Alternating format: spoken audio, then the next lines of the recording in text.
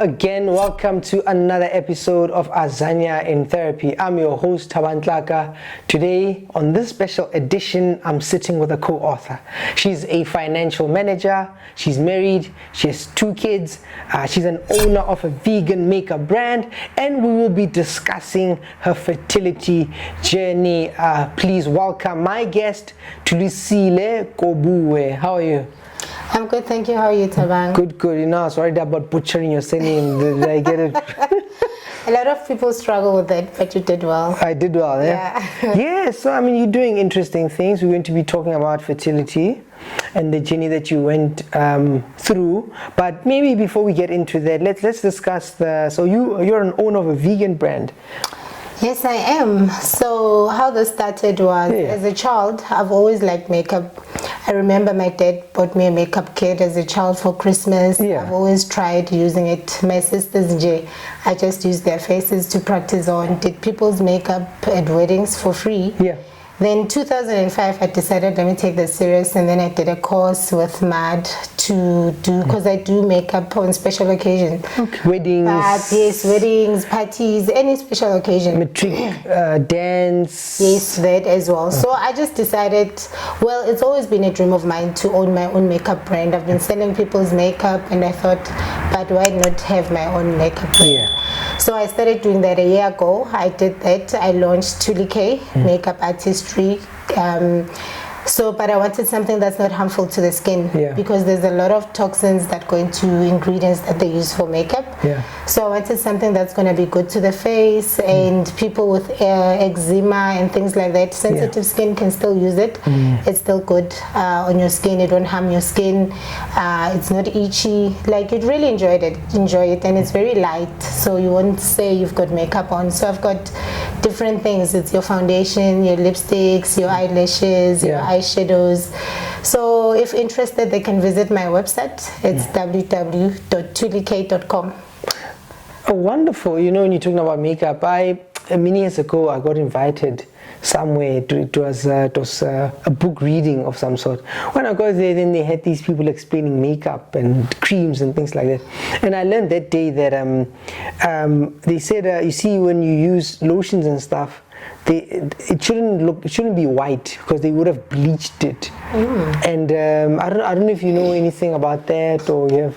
So that, no, but I know that, for example, if you say lotion, they say if it takes too long to absorb into your skin, then it's not good for the skin. So something that is made out of natural products, it should be easily absorbed into your skin. So there's a lot of things that go into ingredients that we don't know of, but if you read, then that's where you find out that actually going the natural way, it's the healthiest option for your skin. And anything else that you do. Okay, so I mean, your brand is vegan. Are you also vegan, or? Nope. I'm trying to get there, but you go for 7 days eating veggies, and I'm like, where's my meat? That's enough. Okay, no, that's a curious question, but I'm so happy that you're here today, because I mean, so we'll be talking about, you know, your fertility journey, and we're talking about this because you and I are co-authors in this wonderful book here, right? So the book is written by 32 of us. Your story is in there, my story is in there, and I'm quite excited to sit down with you and you know, unpack a few of your thoughts, right? And I thought, you know, this is a very important topic, because a lot of people are struggling to have children. Maybe take us through your story. You know, what was your journey like with fertility and struggles? So our journey, we got married in 2011. We were actually not planning to have kids like that quickly into our marriage. So we started, we just enjoyed our marriage. But as time went by, we saw that the babies are not coming. Like, I was not taking any contraceptives and things like that, but the baby was not coming. And not to go into too much detail, people must read. I started having dreams that there's a woman that said we'll never have kids, no matter what we do. We can try everything. And then I never got worried. But as time went by, I started being worried, because I see this thing is not happening. Then we went to our doctor, we started asking, and then they will tell you, try this, eat this certain food. So we went on a specific diet. I mean, I remember there's a time where we ate fish for 8 months. So that's a bit of a vegan that I brought in. Yeah. Was it the one that you fry, grill? We tried like everything, everything, including the like you start, but we were so tired, and then you had to exercise, like try normal things that the doctor would recommend. And then after that, there was nothing happening, and then she suggested I go for tests. I did a test to check my tubes, to check my womb, and then later on, only later on, then my husband had to come in and also do tests. And like what I highlight in my books is that most of the times it's women that are subjected to all these kinds of tests, and women don't. And men don't, sorry. And then people also, so for us it was a very painful journey to go through. Like it took us 6 years, and I'm a woman of faith, but on the 6th year, I mean, I didn't want anything to do with God. I was just tired, and my husband would be the one pushing me, let's go to church. I'm like, what for? Why should I still pray? I mean, I know God that's able to do anything. Why is this not happening for us? But there's nothing happening. You declare, you know, all the steps that you do. You claim it, you do everything that you can, but this thing is not coming. And so I had already given up. Like, I think I was, I couldn't take it anymore. So it's painful. It's a painful journey to go through. But finally, we got help, and then we saw specialists, and my husband also did tests, and then we found out that his sperm count is low, so we can't conceive naturally. But thank God for medical advancements, because then we ended up doing an IVF procedure. Then we had our first child, and then we had our second child again. And then if we so wish, we can still have more kids, because we still have embryos. At least that allowed us to have a family. Because it's hard, even family occasions. I think on the 6th day I was telling my husband that I don't want to go anymore, because people ask you the same question over and over again. Hey, when are you having kids?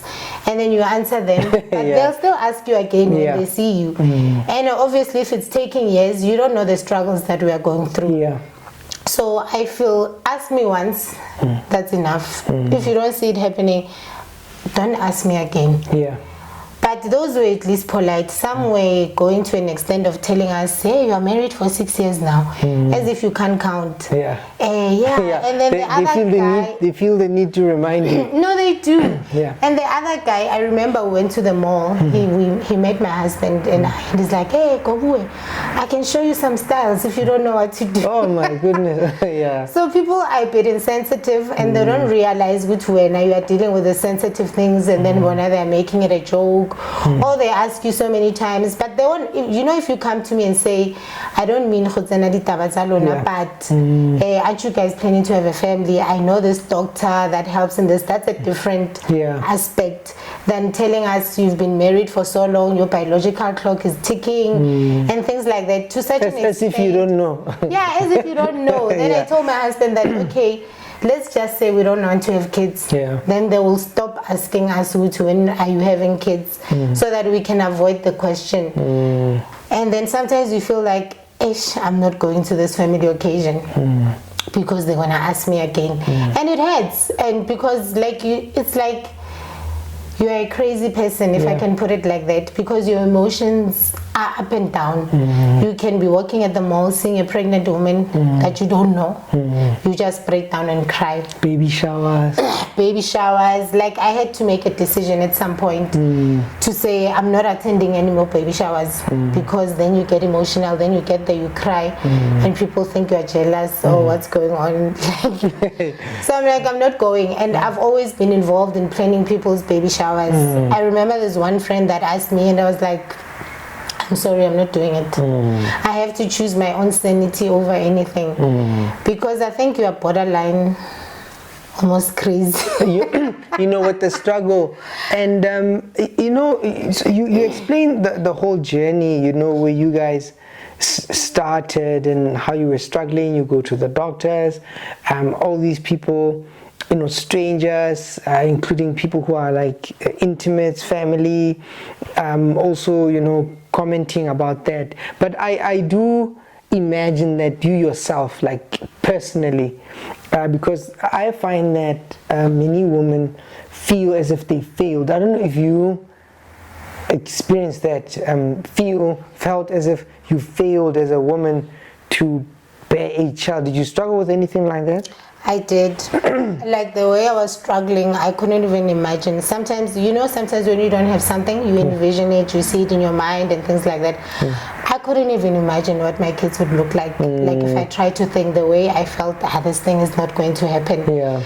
And for me, the most struggle for now, I was telling my husband the other day to say, when at least you're a guy, I don't think you face the same struggles as me, because me as a woman, I got my periods. I struggled a lot with that, because that was a constant reminder that you failed. This thing is not happening. Whatever we tried is not working. So I used to struggle, like every month was a struggle. I would break down and just cry when I have my periods, because it was just confirming that it's not happening, it's not coming. I mean, does it hurt to even think about it now? I mean, I'm looking at you, like when you talk about it. Sometimes it does, like it brings back the emotions of what I went through, and sometimes I still feel the pain. At least I can smile now because I've got kids. But I can still feel the pain of what it felt like going through that process. And how did you, so there was, I'm imagining you had your own feelings, you know, your own struggles, but what was it like between the two of you? Because sometimes, I mean, I've had conversations with people who'd say to the one partner, hey, maybe you should get like another person. And, you know, like it gets that deep for people. You know, thank God, through God's grace, we never got to that point. And I think maybe because we both feared the Lord, we never had thoughts of, you know, let me try outside. Let me try outside, because that's what people do actually. Maybe I'll get this. Like, as much as I was angry, like in my mind, I knew that someday, like I believed that maybe God will come through for us, even though my faith was so little. But the Bible says you must have faith as little as a mustard seed. But I never had thoughts outside that.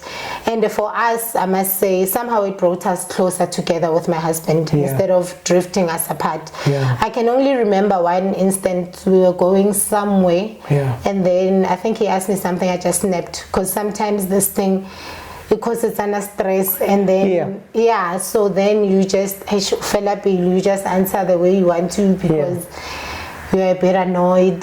That was the only instance I can remember. But other than that, like we try encourage each other. If I break down, he'll comfort me. He was actually much stronger than me. I don't know if he's a guy, but I would say that he doesn't get invited to baby showers, to baby parties. It doesn't go in his periods. So I think it makes it easy. It made it easier for him to go through that now. But at least for us, at least we're together. And this one doctor actually suggested that we must travel a lot, so that we get our mind off things, and then we can remember we actually got into this because we loved each other. Kids are just an addition to our union. So we started doing that, and that also helped, like traveling. At least you forget a bit, and then you tend to enjoy your marriage again. But what I also struggled with is sometimes when we got intimate, like I wouldn't be there, thinking, like it's like a disconnect, the reproduction. So I'm like, what's the point of doing this thing, because nothing comes out of it, you know. So but I got to deal with that, get over that, but it wasn't easy.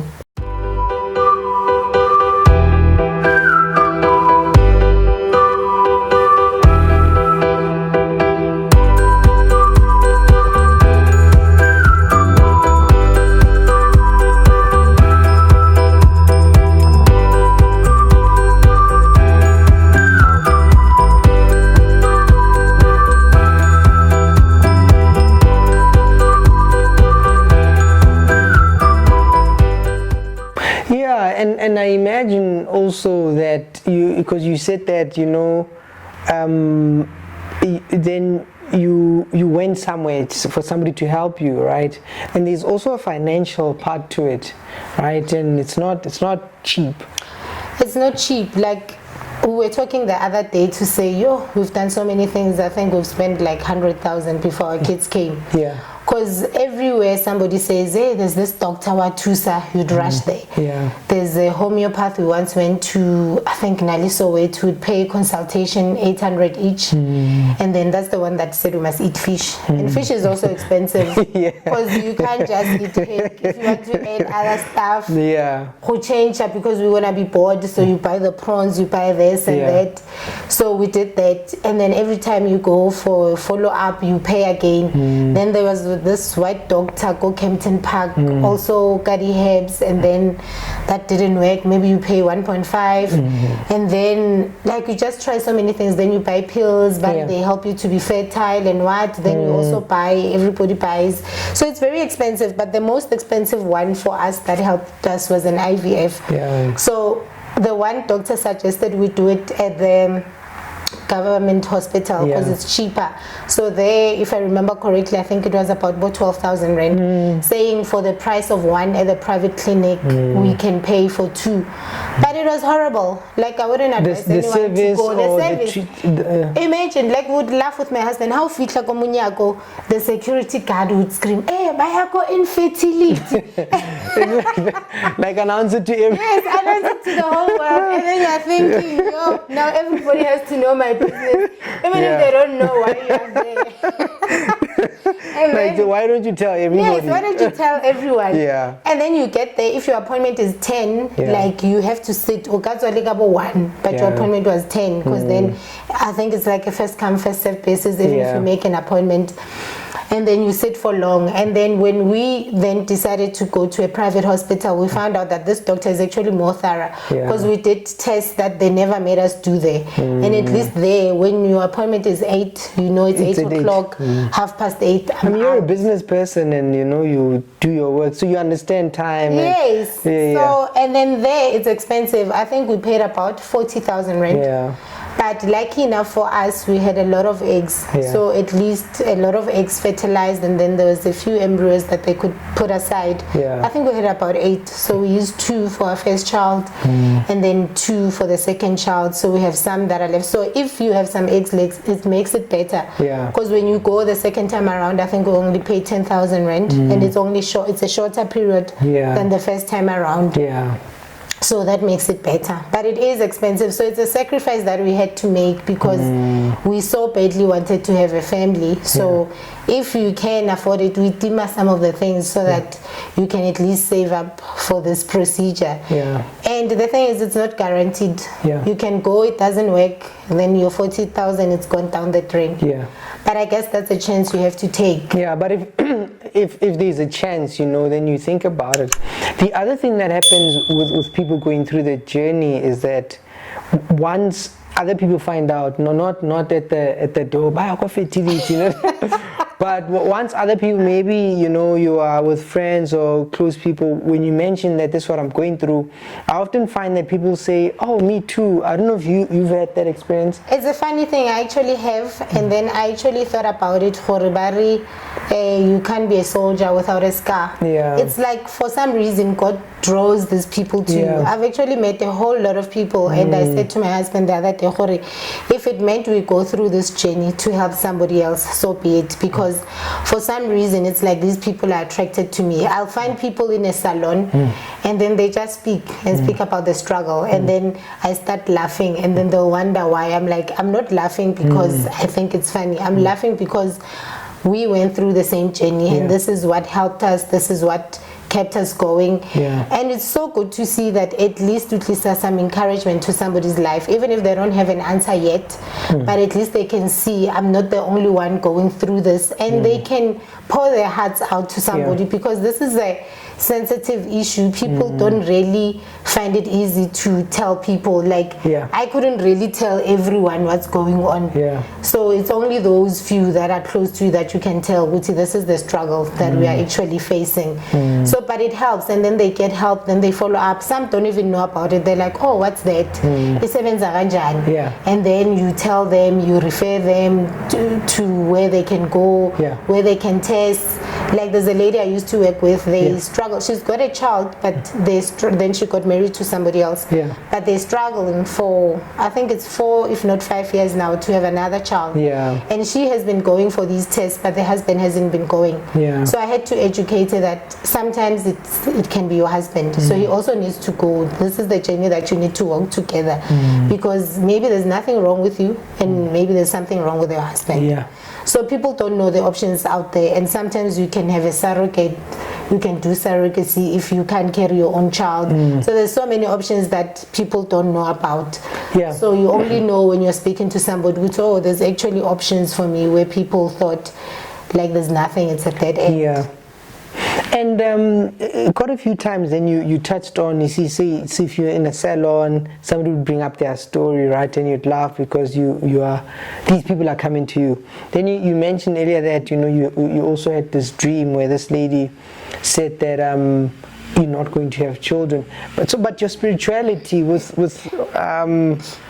this journey, how did it play out? Because there's a theme there about your spirituality and your faith. I think, as much as I was angry with God, but God is the one that sustained me. Yeah. So depending on my mood, like I would turn back to God. Like there's a scripture that kept me going, go Habakkuk particularly, to say the vision is for an appointed time, though it tarries, it will surely come. So sometimes when I'm feeling really down, I would uplift myself with that thing.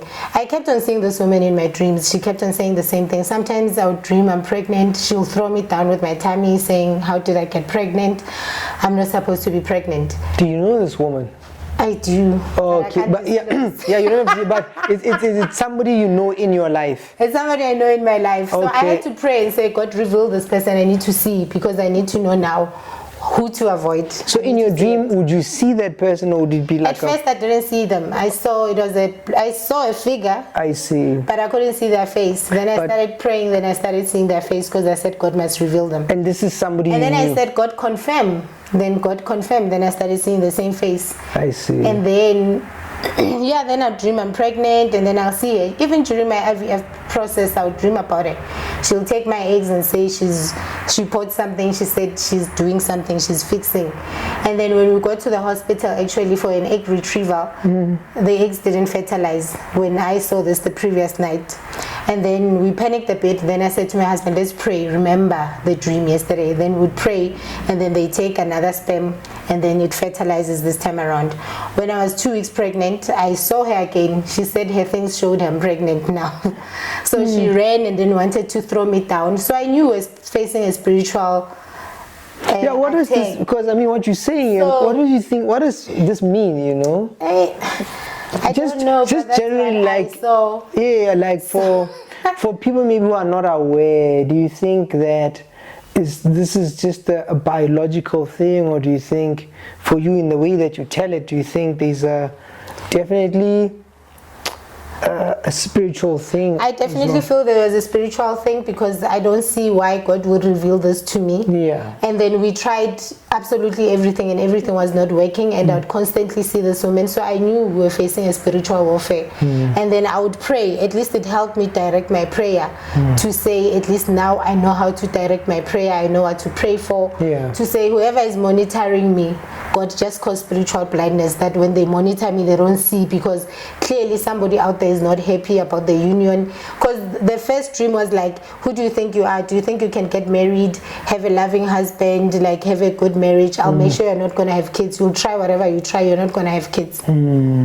So I just prayed, and what made me angry, I think the whole journey was, God, you are a God honoring matla. Since like growing up in my journey with Christ, I've known you to be a God that's able. I mean, you can't tell me like you are defeated this can by be dealt with. This thing, and I understand you also know that everything happens in the spiritual before it manifests in the physical.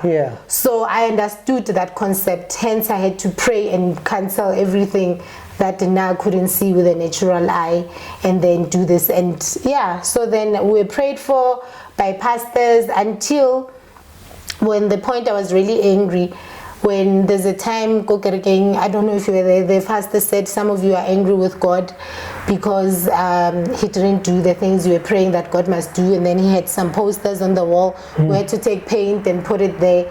So I went and I was like, you know what, God, let's start on a clean slate. I mean, I'm going to forgive you. It's crazy as it sounds, but that's my relationship with God. I'm like, I'm going to forgive you, let's start afresh and then do this thing again. And then when there was prayer and fasting, then I joined the fasting. Remember, I was not participating on the 6th day. I was like, you were out, you had checked out, you had had enough. I know, I had checked out. And I'm like, let's start again, let's try again. Then I fasted, I did it like and then I started doing that. Then I started dreaming again, and God said, you guys have struggled a lot. This time around, I'm going to give you an option. That's where it's going to work. So try an IVF. I'll direct you to a hospital where you must go to. I'll be with you, and this time around it's going to happen. And you must name your child Khanya, because you've been in too much darkness. Now I'm bringing light into your lives, and this is what you must call your child. And that's what we did. Then I told my husband, this is the message I got while we are in the fasting. So we must try an IVF. God said this time he'll direct us to a hospital where we're going to do this and it's going to work. And we started searching for private hospitals, and I was just drawn to this particular hospital. And then I felt this is where God is leading us to go, where we're going to get help from. That's how God carried me through this journey. And you'd obviously have, I mean, my family, my siblings, my mom and my mother-in-law were just rock stars, and my friends, like they'd be there to encourage you, and they would understand. Sometimes like days are not the same. I'd wake up, I'd cry, I'll complain like no one's business, and I'll say I'm done, you know what, this is where the journey ends. And they would understand and encourage me. Then you sleep, tomorrow you feel much better, you are a new person again, the journey continues. And you know what stands out for me with your story is how you were also a participant in your own healing, right? Because you talk of being very interested, being despondent, but you still search, you still fast, you still do the, like you were in a position where you didn't like where you were, but you also took steps to kind of do something about your situation. I think I couldn't accept. For me, my husband was like, no, I don't really mind, even if we don't have kids. I was not there. I could not accept it. Something in you was like, something was missing. I felt something is lacking. Yeah, we are in love, but I'd love to have my own kids. I was even suggesting maybe we should adopt a small baby, a newborn that would fill this void that I have inside. But I was not ready to accept that this is not going to happen to us. But I understood that at some point, I don't even remember who said this to us, that you need to get to a point where you say it's enough. Like you need to have limits to say, we're going to try, for example, IVF, whatever that's there, 10 times. After that, we must just give up, put this to rest and say, it's not supposed to happen for us. Or think, okay, I'm gonna adopt or what. But I refuse to give up. As much as I was very discouraged, but I refused to think, Uguti, this is our journey. Why is this not happening? And I struggled. I was like, but God, you said we must marry and multiply. We did exactly what you said. So where's the multiplication? And if we're not supposed to have kids, why don't you tell us we're not supposed to have kids? I mean, I remember just shortly after I had that dream that woman said we'll never have kids, I don't think it's a vision, but I dreamt there was a figure waking me up to say, wake up, I want to speak to you. And instantly in my mind I knew that was God. Don't ask me how, I just knew. And then he gave me Isaiah 41. Like I felt this thing next to my bed, a presence, if I can call it that. Like Isaiah 41 to say, do not be afraid, I'm the Lord your God, I want to speak to you. That's what he said. Because in my head I said, you know this thing growing up, I don't know if you know it, they say, hey, if you can see God's face, you're not gonna live. I didn't want to take a chance and open my eyes. So I said that in my head. It's like he read my mind, and then he said, I'm the Lord your God, I want to speak to you, do not be afraid. And then I remembered Isaiah 41, and then he said, turn and look this side. And then I turned and looked. When I looked, it's like we're staying at the flats. And then I looked down. When I looked down, I saw okay, Jesus, that's another debate for so Tlaka. But in my dream, I knew that was him wearing a white gown, a gold belt, and then he had holes on the hands and the feet. And then he gave me doves, 2 doves, and then I did throw my way. And then he said, today I'm going to make your womb fruitful. And then there were angels, 3 angels came out of the room carrying 3 kids, and then he gave those kids to me. And then he said, these are your kids, I'm giving you your kids. And I even said, am I not supposed to have twins? He says, no, I'm giving you these 3 kids. Don't ask me where the 3rd one is coming from, I don't know, because we are done. But anyway, that's what I saw. And all the time I wanted to give up. I would go back to that and say, but you showed me this. So why would you show me this if it's not meant to be in our path? So you should have said to me, hi guys, you're not supposed to have kids. Then at least maybe I would have found it easier to close the chapter. So maybe that's why I didn't want to give up. Summoned by greater and lesser pleasures, a man decides daily between dirt and treasure. The visionless ones only stand to fall, but brave are they that meet the core fight. Persistently superior and lesser loves whisper, but safe are they that recognize danger. Victorious is the man who learns to master fire, so learn, dear sir, learn to stand for truth in fire.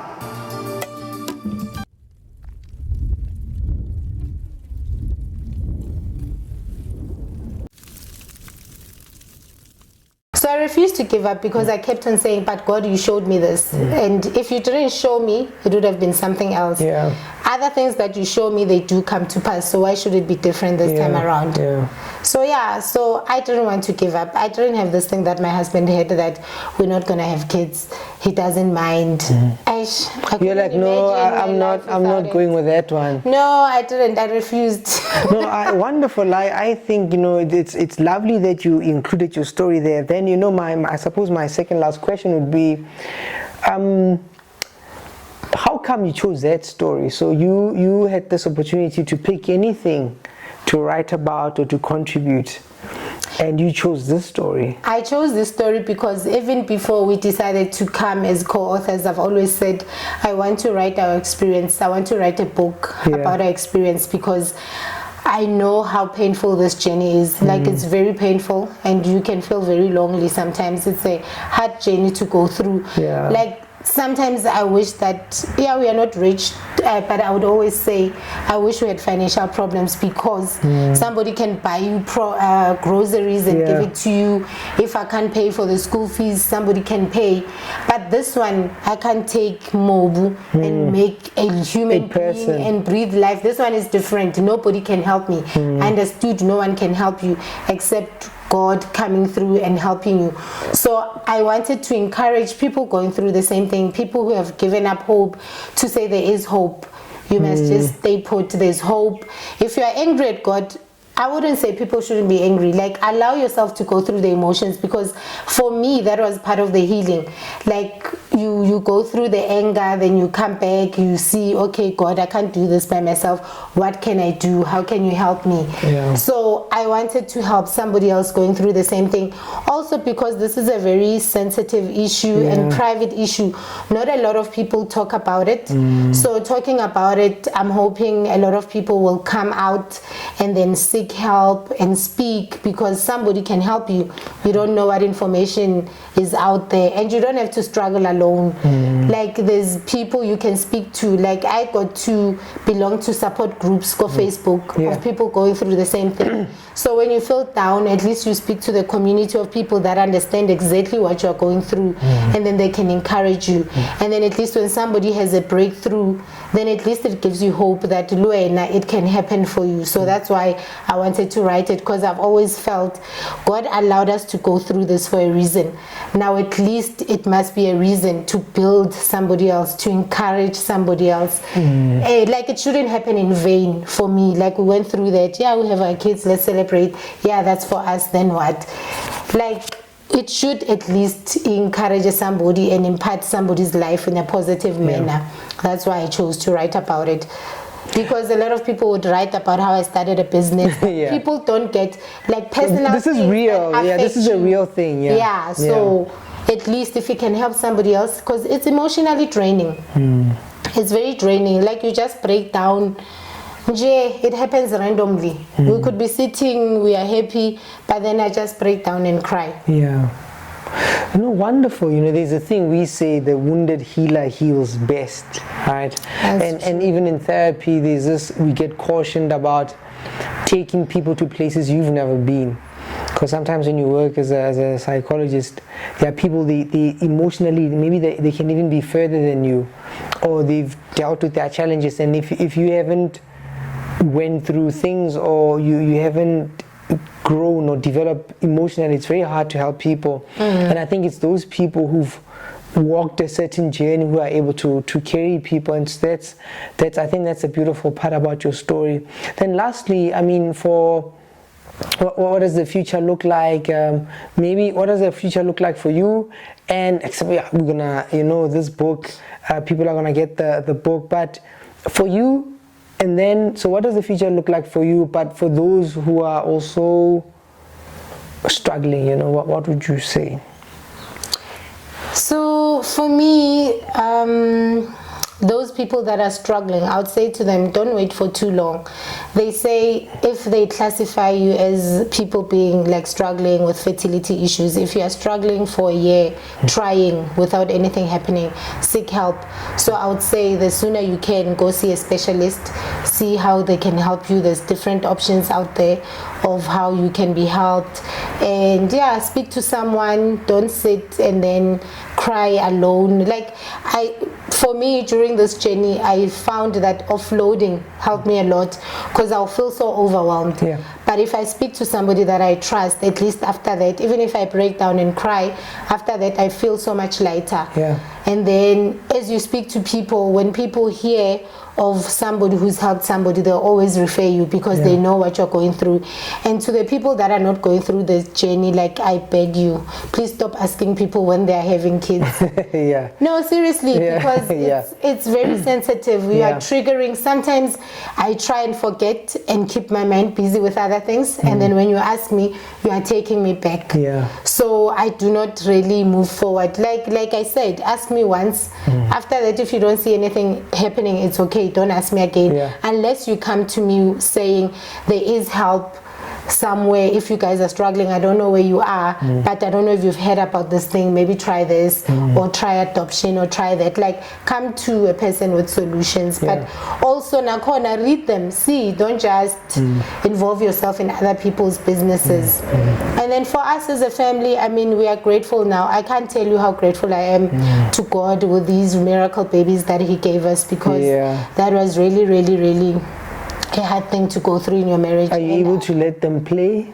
I am, but I because think if it was hard to get them, you always want them. I think to a certain point, maybe I'm a bit overprotective. Mara. Yeah, I'm able to let them play, but at least when I look at my kids, if I'm going through something in life and I feel, it doesn't look like there's a way out of this, I always look at them. So they're a constant reminder to me of what God can do, no matter who says what. So my focus actually on this book is not more about this woman that I used to dream about, but more about the power of God, that God has a final word to say about your life. They can say whatever they say about your life, or do whatever they do, but God always has the final say with your life. And sometimes God allows situations, not all, sometimes He always does allow situations to happen in your life, I think for a bigger glory, for His purpose. So that's what I believe. So these kids will bring glory to God's name. And I always do that. Every chance that I get, people will know that I am grateful to God for these kids because of what He has done in our marriage. Because sometimes things like this happen, they break people apart, their marriages do not last. It's true. Because you've got so much pressure, and then you grow apart, because there's just a lot that's happening emotionally. And even if you love each other, but the pressure is just too much, and then you go your separate ways. But Tina, we are so grateful to God, because God sustained us, and it actually brought us together. What a wonderful story, a timely story, because even where we are, there's talk about kids not having kids, and people want children, and the family being confronted with so many things. But your story is a powerful story, and I'm happy that it's penned down and you're on this platform, and I'm imagining that you'll do more platforms, bigger, better. and I think a lot of people will be helped by your story. So thank you for coming through, and you know, just sharing a little bit about it. And those who want to know more will read the story and then invite you to do what you do. You know. Thank you so much for having me, Thabang. Yes, I really pray. The reason I decided to write on the story, like, I really pray that we do touch somebody's life and change somebody's life. Like, that would make me so happy. Yeah. As my guest, Thulisile Kobue. Thank you very much. Thank you.